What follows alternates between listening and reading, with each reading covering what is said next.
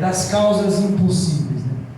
O que é impossível para o homem, para Deus é mais do que possível, né?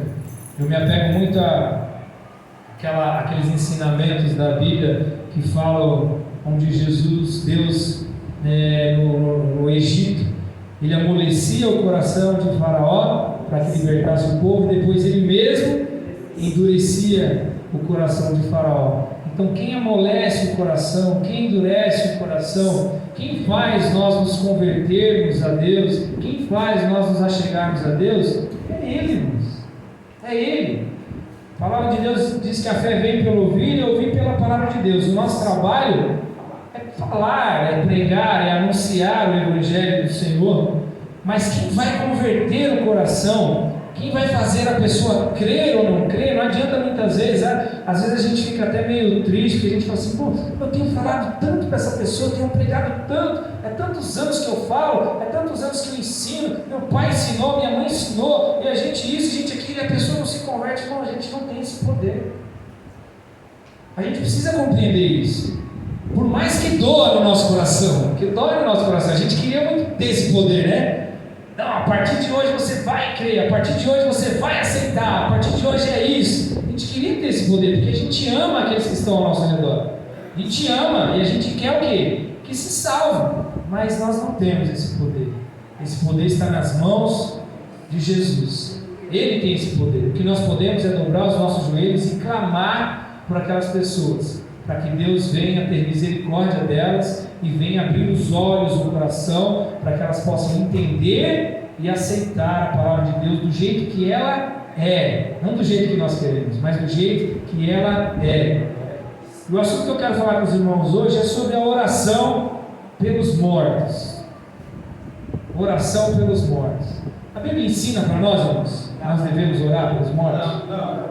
A Bíblia não ensina a nós que nós devemos orar pelos mortos. Por que eu falei para os irmãos daquele assunto no começo? Justamente por isso, porque na Igreja Católica eles têm o costume de orar pelos mortos, fazem missa de 7º dia, missa de 30º de mês, e vão fazendo missa porque eles acham que eles têm o poder de mudar uma situação que já está determinada, sacramentada por Deus.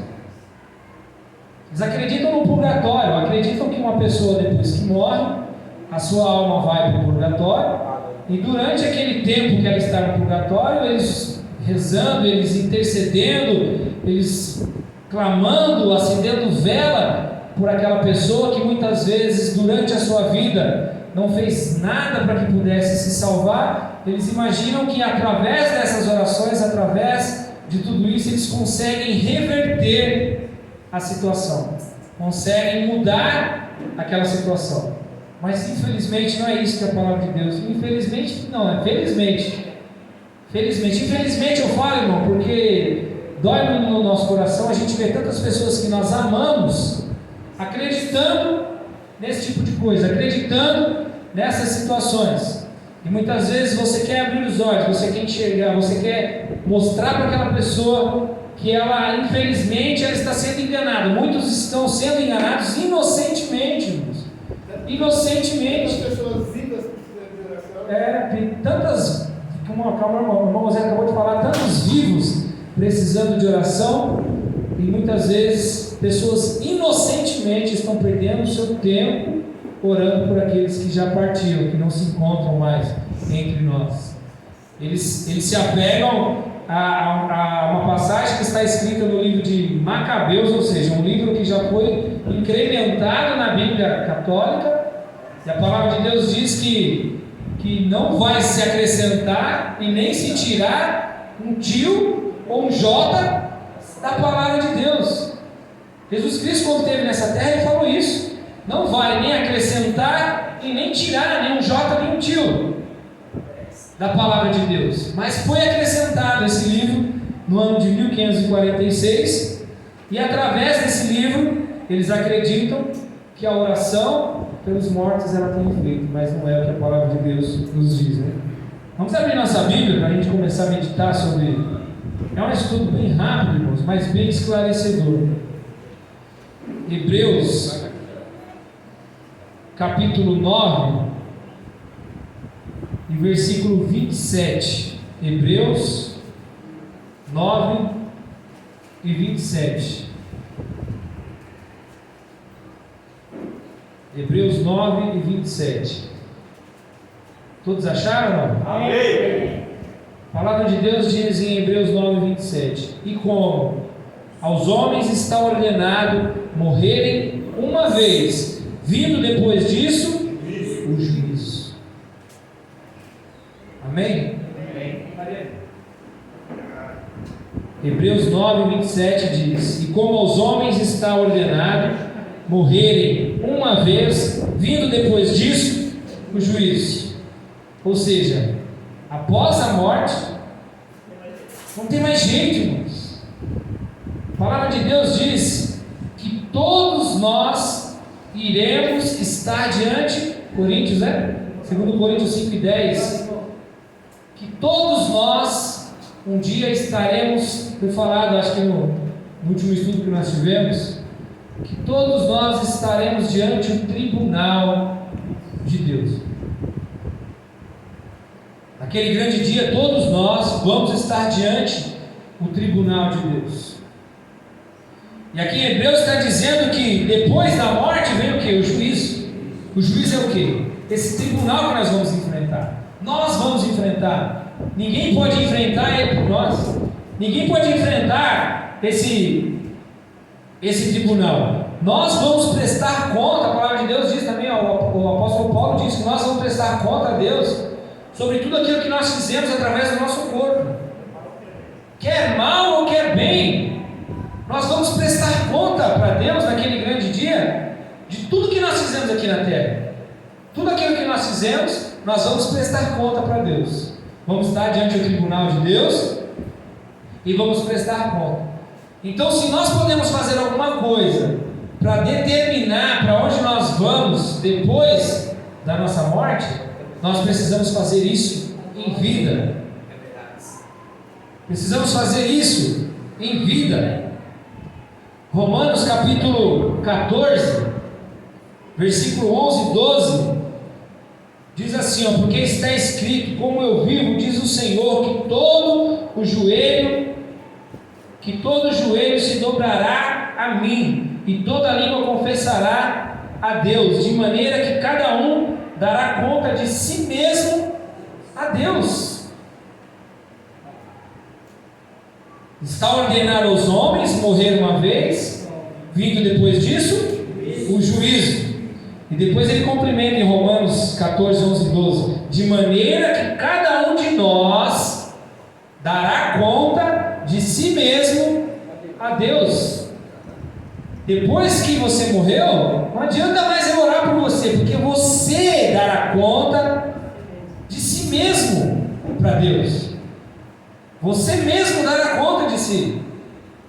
Enquanto você está em vida, eu posso orar por você. Eu posso interceder pela sua vida, para que Deus venha colocar as mãos sobre você e venha converter o seu coração. Você acredita na palavra de Deus, se converta a Jesus, entrega a sua vida a Ele. Mas depois que morreu, eu não posso fazer mais nada. Romanos deixa bem claro: cada um dará conta de si mesmo. Não existe mais intermediário. Você não tem mais como orar por uma pessoa que está morta. Você não pode mais mudar. Eclesiastes, nós lemos Romanos 14, 11 e 12, lemos Hebreus 9 e 27, e agora a gente vai ler Eclesiastes 12 e o versículo 7. Eclesiastes 12, 7, que diz assim: e o pó volte à terra como era, e o espírito volte a Deus que o deu. Não existe purgatório. Não existe lugar que depois que você morreu, você fica ali aguardando, esperando para que as pessoas orem por você, tentem reverter o quadro e tentem mudar o que você fez durante toda a sua vida. Eu sei que é muito duro, irmãos, lidar com a morte. Eu sei que é muito duro lidar com a morte. Às vezes a gente perde um ente querido e muitas vezes a gente sabe que aquela pessoa, durante a vida dela, ela não fez nada para poder salvar a sua alma. E aquilo dói no coração da gente. A gente queria ter o poder de reverter aquela situação. Mas se nós não conseguimos reverter essa situação enquanto a pessoa estava viva, nada podemos fazer depois da morte. Não existe purgatório. Não existe nenhuma maneira de você mudar o que já está determinado. Não existe maneira nenhuma. A Bíblia deixa bem claro isso para a gente. Vamos ler uma parábola que está relatada no livro de Lucas. Lucas 16, do versículo 19 ao 31. Lucas 16,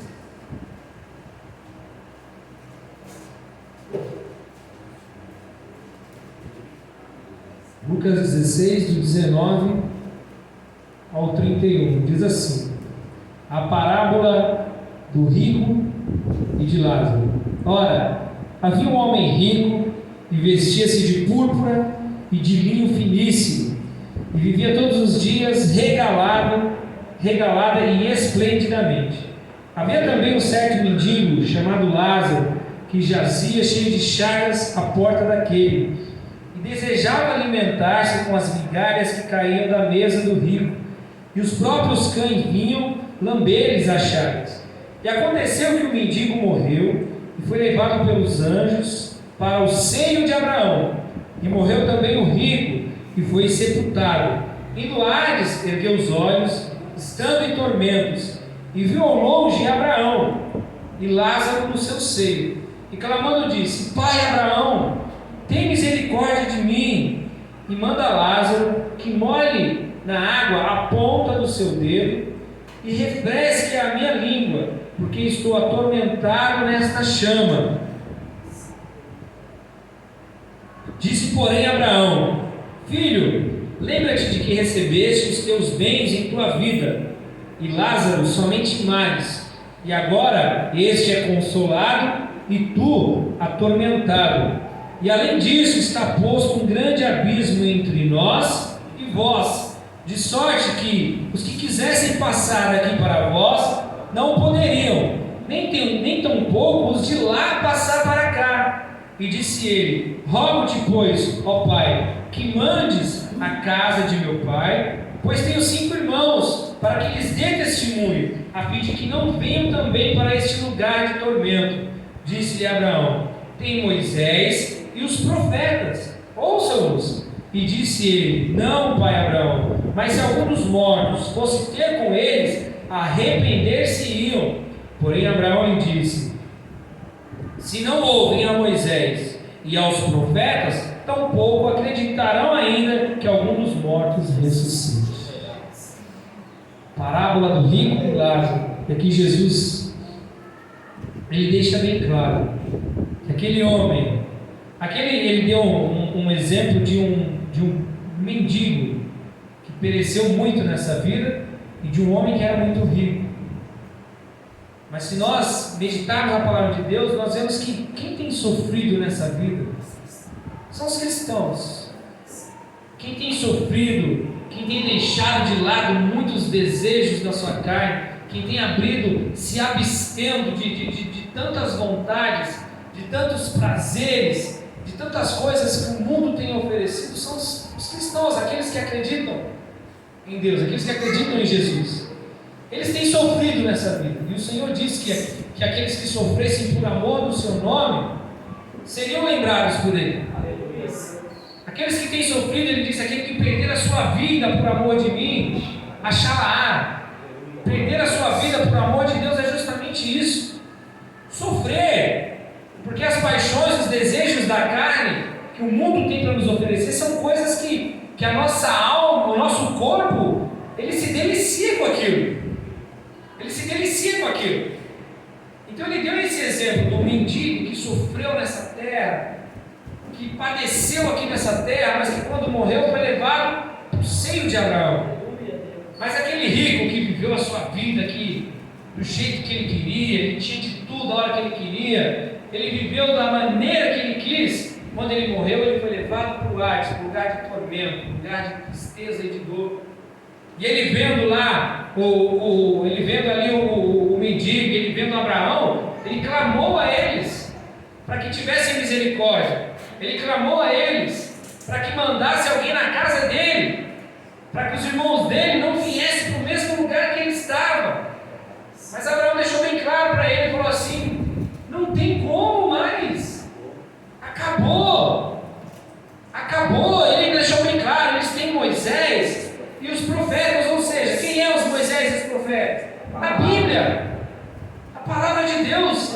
Eles têm a Bíblia ao seu alcance, como nós hoje temos a Bíblia ao nosso alcance, a palavra de Deus ao nosso alcance.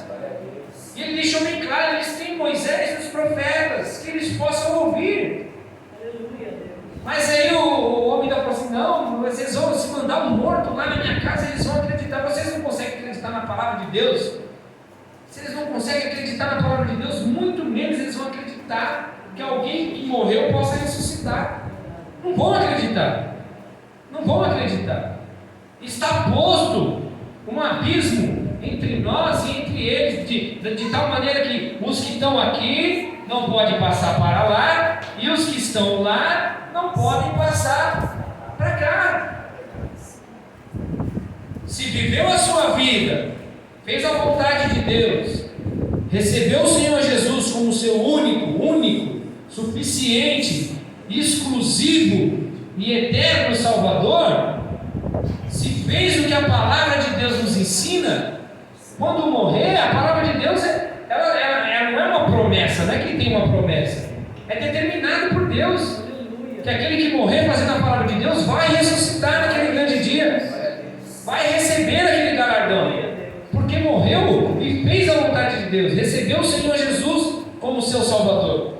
Agora, se não recebeu o Senhor Jesus, se não fez nada nessa vida para merecer a salvação, se não se abster deste mundo, se viveu a sua vida como aquele rico, dissolutamente, se não se converteu ao Senhor, se não se absteve da idolatria, infelizmente, irmãos, depois que morre não tem mais nada que se possa ser feito, mais nada do que se possa ser feito, já está determinado. Aqui nessa parábola Jesus deixa bem claro: aquele morreu e foi levado para o seio de Abraão, o outro morreu e foi levado para o Hades, para o lugar de tormento, não foi deixado no purgatório aguardando, esperando. Não existe isso, está determinado, está sacramentado.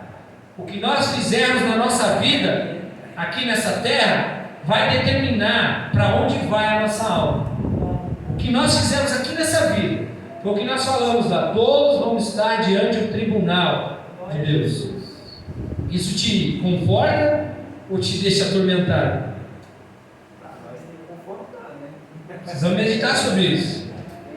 Todos vão estar diante do tribunal de Deus. E aí, como é que a gente está? Será que eu posso me tranquilizar ou eu preciso estar desesperado com isso? Como temos vivido a nossa vida, né? Vamos ler para nós encerrarmos aqui, 2 Samuel,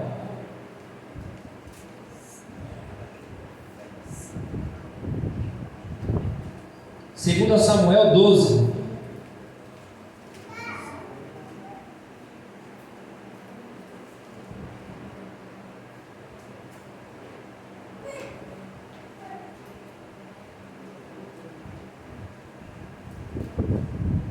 Segundo Samuel 12, do versículo 21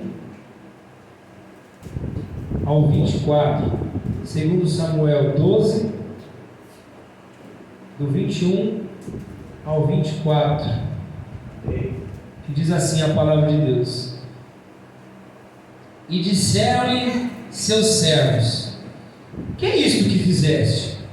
Pela criança viva jejuaste e choraste, porém depois que morreu a criança, te levantaste e comeste pão.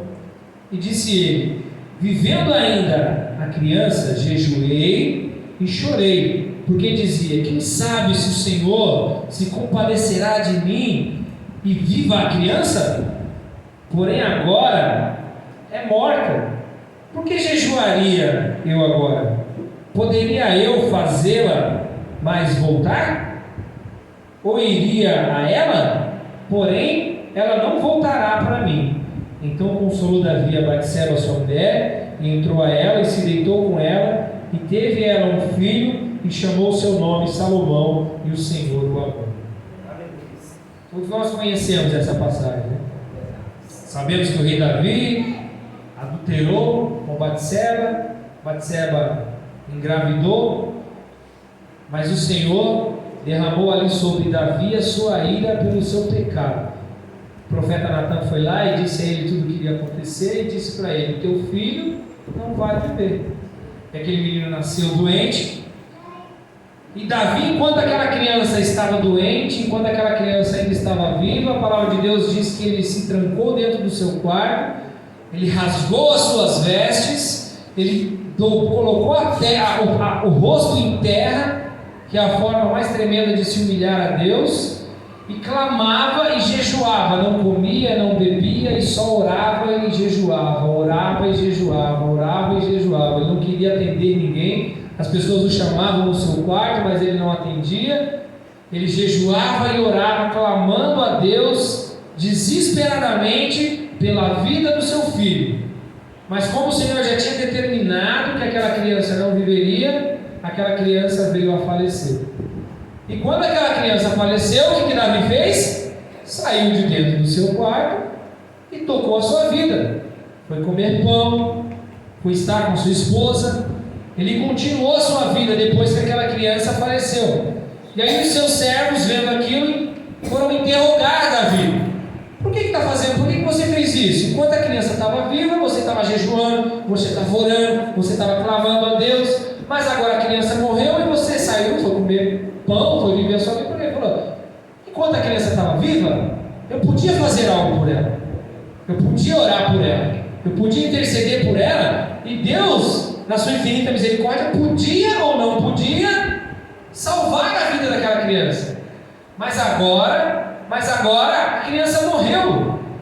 A criança morreu. Podia eu, por acaso, depois da criança morta, trazer ela de volta à vida? Não. Ou poderia eu, por acaso, depois dela morta, eu sair daqui de onde eu estou e eu ir lá ter com ela? Também não. Porque foi o que foi pregado por Jesus lá na parábola do rico e de Lázaro. Um morreu e foi para um lugar, o outro morreu e foi para o outro. Está colocado um grande abismo entre um e outro, de sorte que nem o daqui pode passar para lá e nem o de lá pode passar para cá. E foi o que Davi já sabia e já compreendia. Ele falou: enquanto a criança estava viva, eu podia fazer alguma coisa, mas agora a criança morreu, não posso mais fazer nada por ela. E é isso que a Bíblia nos ensina, é isso que a Bíblia nos mostra, e é isso que nós devemos ensinar aquelas pessoas que nós amamos. Vão acreditar? Não sabemos. Vão mudar os seus costumes? Não sabemos. Mas nós devemos fazer o quê? Falar, ensinar. Quem move o coração, quem muda o pensamento, quem transforma as pessoas é Deus. Nós não temos poder nenhum sobre isso, não temos poder nenhum, mas nós devemos falar o que a Bíblia nos ensina e o que a Bíblia nos mostra. Depois que morreu, acabou, está colocado, está determinado e está sacramentado por Deus. Então, se nós queremos salvar as nossas almas, devemos fazer isso enquanto nós estamos vivos, porque depois que nós morremos, nem nós, nem aqueles que ainda continuam aqui em vida podem fazer mais nada por isso. Todos nós iremos prestar conta de si mesmo, né? O que diz Romanos 14, versículo 11 e 12. Todos nós iremos prestar conta a Deus do que nós fizemos, do que o outro fez. Nós não vamos prestar conta, nós não vamos poder mudar mais nada. Amém, irmãos? Amém. Glória a Deus. eu deixei bem, eu preparei o estudo e eu deixei